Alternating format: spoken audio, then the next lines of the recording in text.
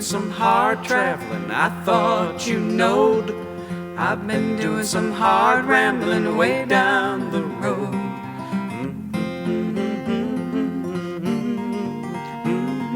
I've been doing some hard traveling, Lord. I've seen some rough times. My husband Luther made ties and followed the timber work. We went from one sawmill camp to another following timber. Luther couldn't make but $20 or so a week hacking ties. We were in a camp near Ellington when a disease struck, and we lost our firstborn little girl, just 3 months old. It killed about every child in camp. I've been doing some hard traveling, I thought you knowed. I've been doing some hard rambling way down the road.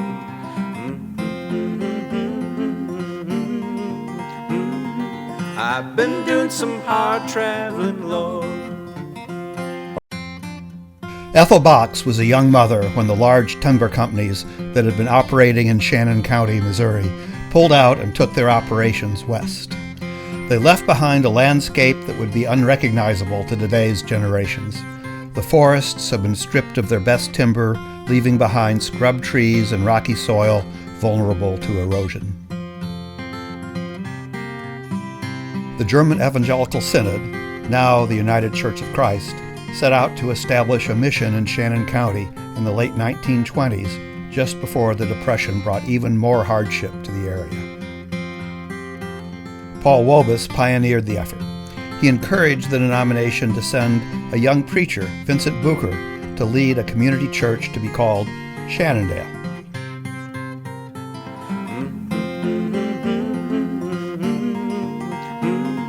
I've been doing some hard traveling, Lord. Reverend Bucher up at Shannondale went around to the different sawmill camps, showing people how to carve and use their hands, making things to sell. I made a lot of letter openers, some with fish handles and some with leaf shapes carved into the handle. He used to sell them to the Turbers out of a back room at the church house. I earned $20, maybe $30 a week selling my little carvings. Eventually, Ethel Box earned enough money selling her carvings to buy her own 40-acre farm in River Hollow on Barn Fork Creek. Reverend Vincent Bucher transformed the lives of many people like Ethel Box. He came to Shannondale in 1934 as a full-time minister with his wife Ruth and young son Norman. Son Bruce and daughter Carol Marie joined the family in 1937 and 1942.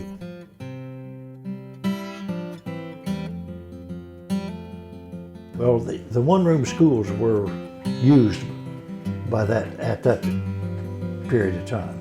I think he preached in about 10 different ones in a regular schedule.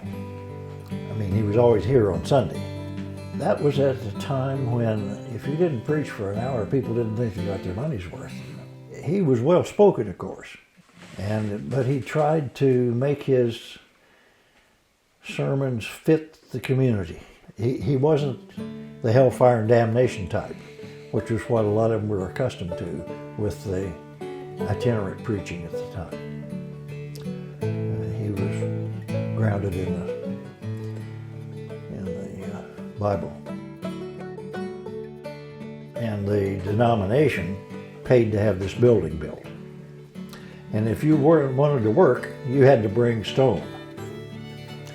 And somebody joked, well, when we get done with this, there's not going to be any stones left in northern Shannon County. But, you know, for some reason or other, we still got a few. Construction workers out of St. Louis and local builders used rocks to construct the church. Walter Prue was a local builder and a master stonemason. Grandpa was a mason, worked hard, and of course I just remember my grandpa pointing out all the different special rocks and things in the building. And tell about his watch. Well, it quit working one afternoon while he was working on the gable at the end of the building, and it aggravated him that his watch would quit working, so he just cemented it in between the rocks, and it's still there today. This was one of the first and maybe the only established church in northern Shannon County, and that's why it was established to begin with. Before that, there had just been camp meetings and brush arbor meetings, and so people were very excited to have an established church. People came from quite a wide area, especially for the community events, for the programs, musical, theatrical programs. And sometimes there would be a big community production like that. We held pie suppers and weekly Wednesday night social evenings, because there wasn't much to do for anyone. And so it was a place for social gatherings. And they built the skating rink, poured the concrete and built a wall around it. And they just had Wednesday night social times. They just were there to party and fellowship together. To a young child, that was just an amazing thing. Those were my favorite times as a kid. And down at Shannondale, it was always about, you can do this. You know, it was just such a different attitude. And remember, most of the people that were involved didn't actually attend the church or didn't think of themselves as church goers. Shannondale really could attract people in the community that way. Vincent Bucher didn't work alone. Ruth Bucher was his partner, confidant, and often the voice of reason. That, of course, was a time when you hired a minister, you assumed you got 2 for 1. And you did. And Mother was, she played the organ, she directed the choirs, she directed the plays, she led the women's guild. It was just called the Ladies' Club. She did all the things that the normal junior minister would do in a church. She supported Dad in a lot of his ideas, and if she thought they were really too wild and harebrained, she tried to keep him from tone it down a little. Dad was very much social ministry, but he was always intent on doing what he could to improve the lives and the opportunities for people in this area. Encouraged anyone that could to carry on their education for as long as they could. I would think that one of the most valuable things that I learned was that people are not much different no matter what their race, economic level, educational level, and to see need as not a failure on the part of the person who is needy, but as a circumstance. And that, I think, is, stood me in good stead all my life. I was born in 1934, February 22nd, 1934. We didn't have electricity or telephones, and if people wanted to see, they just showed up, of course. That was a time of depression in the United States. And a lot of the young people, when they grew up and they needed a job, they went off to some metropolitan area for a job. And then when the Depression hit, the jobs dried up. Well, they came back to Dad's farm or Granddad's farm, and they could build a shack. And they hadn't been away from the country so long that they couldn't plant a garden and eke out a living. But I remember Dad saying that he would go to some of these after they moved here.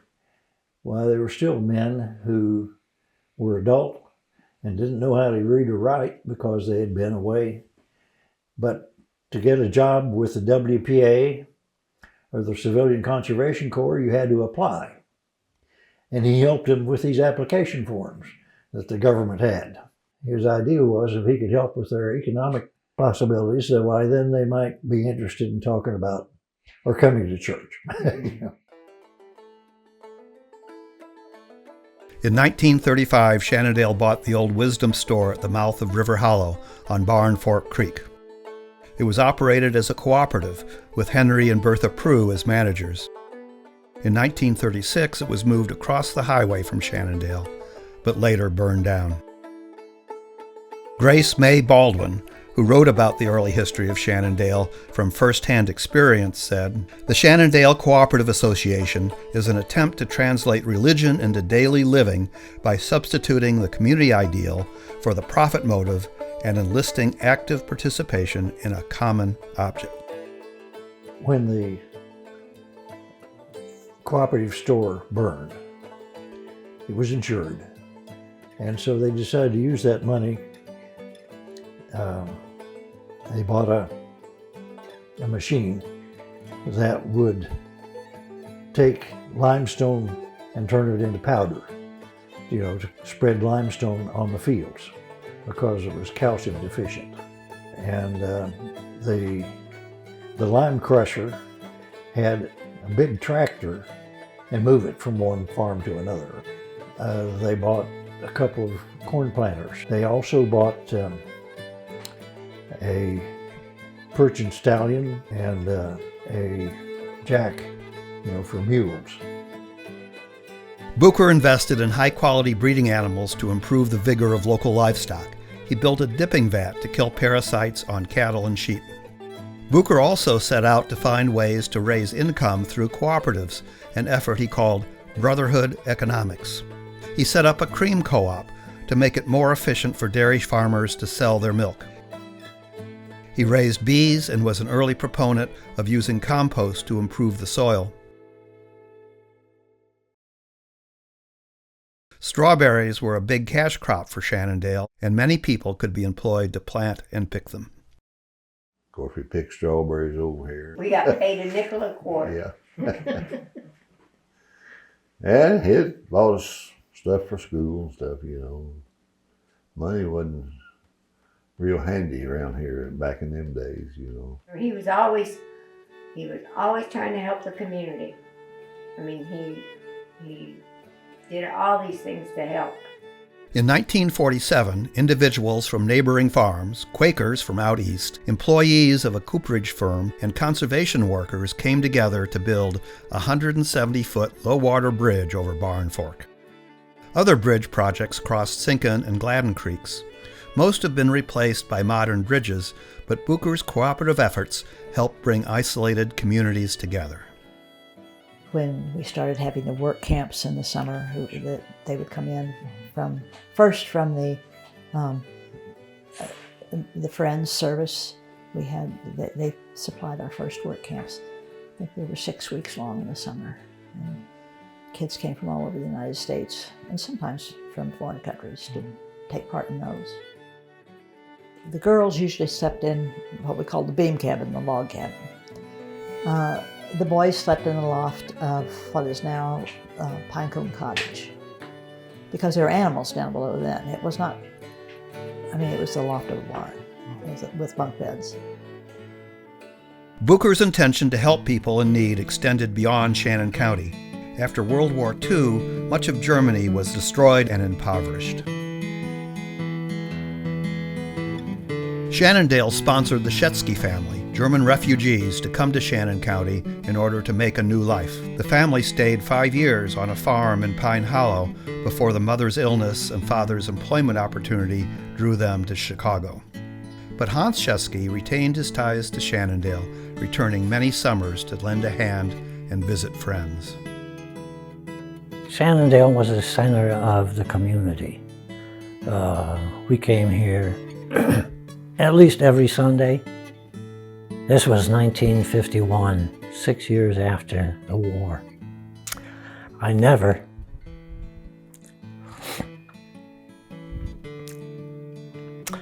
heard a discouraging word. Never. Everybody was helpful. one of our better friends, should I say, Mr. Leo Boyd, brought us our first dog.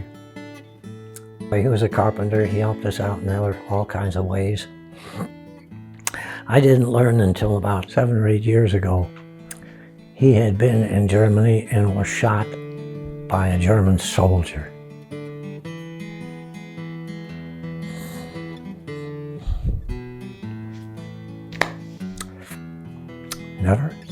Never bothered him.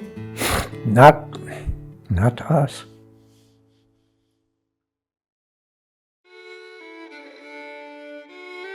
Vincent was known for his ability to empower those around him. Decisions were made by committees formed with local leaders. They focused on the needs of the community, whether economic, education, or enrichment. And he worked beside them, canning peaches, making maple syrup, fighting forest fires, or bringing the gospel to life. Bucher encouraged the people in the community to identify things they could teach others. And that was the whole idea behind the folk school model, that they could benefit from all this combined knowledge that everybody had to better their whole community and better themselves. And I think the secret was, it wasn't a charity, it was where people themselves came together to make their life better. The folk schools and skilled artisans like Ethel Box were manifestations of Bucher's admiration for native crafts, another tradition that carries on at Shannondale today. In the 1930s, Melinda Dayberry wove baskets out of the runners of coralberry, also known as buckbrush. Bucher described them as a beauty and a durability. In 1975, Francis Christensen started the Native Craft Workshop to bring craftsmen and students together to learn old skills such as basket making, quilting, barrel and bucket making, spinning and weaving, carving, and many other arts. Today, the workshop has shifted to smaller scale weekends in the spring and fall.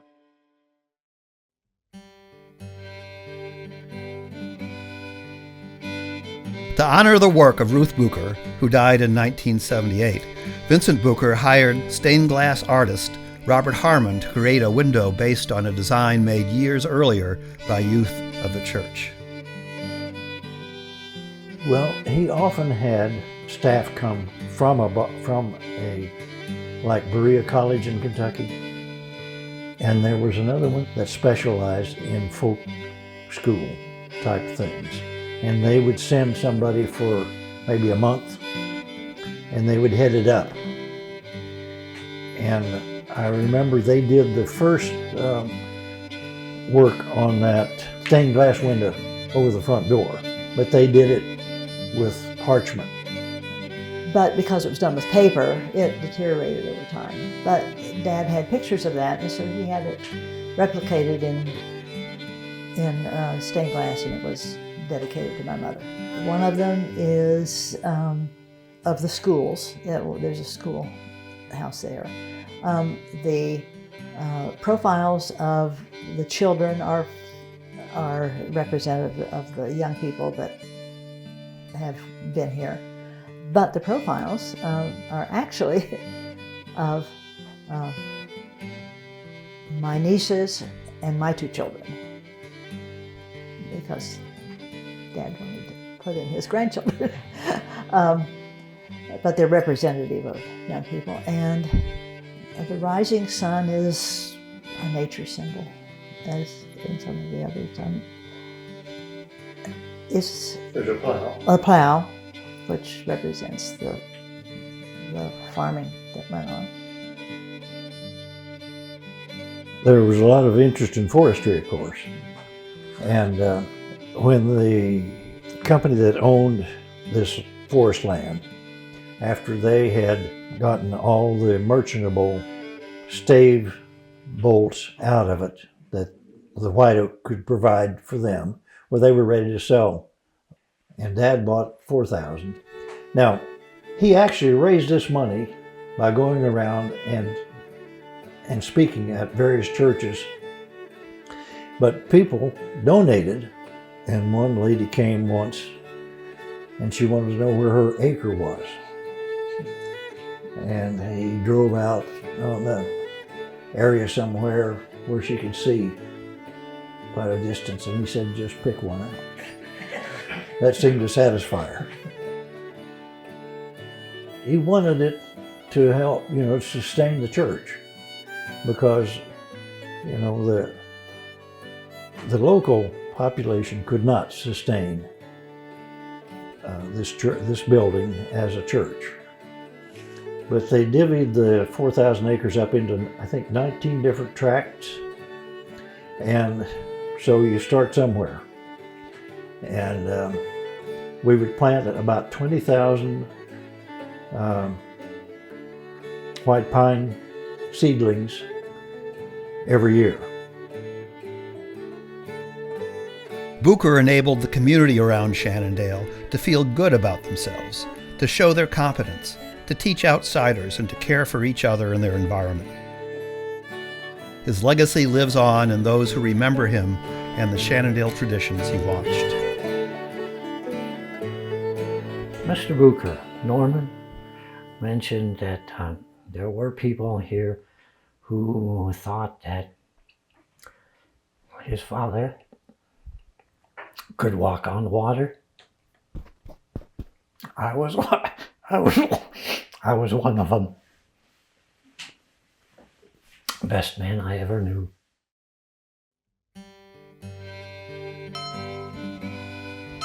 The Buchers left Shannondale in 1967 so Ruth could receive care for multiple sclerosis. Many of the programs they put in place were carried on by subsequent ministers Max Petmeyer, Dave Lennington, Tom Whitcomb, and Jeff Folk. Shannondale continues to serve the community spiritually and economically through a craft store, craft camps, work groups, and an outdoor ministry that attracts people from all over the country. It is owned and operated by the Missouri Mid-South Conference of the United Church of Christ. Kathleen Hamilton assumed leadership of the congregation in 2023. Shannondale, she says, still builds community through cooperation and love based on the teachings of Christ.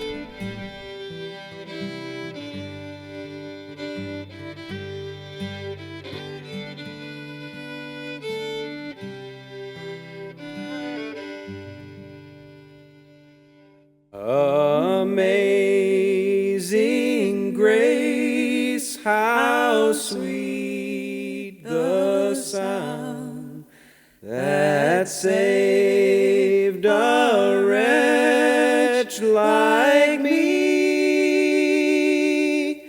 I once was lost, but now am found. Was blind, but now I see. 'Twas grace that taught my heart to fear, and grace my fear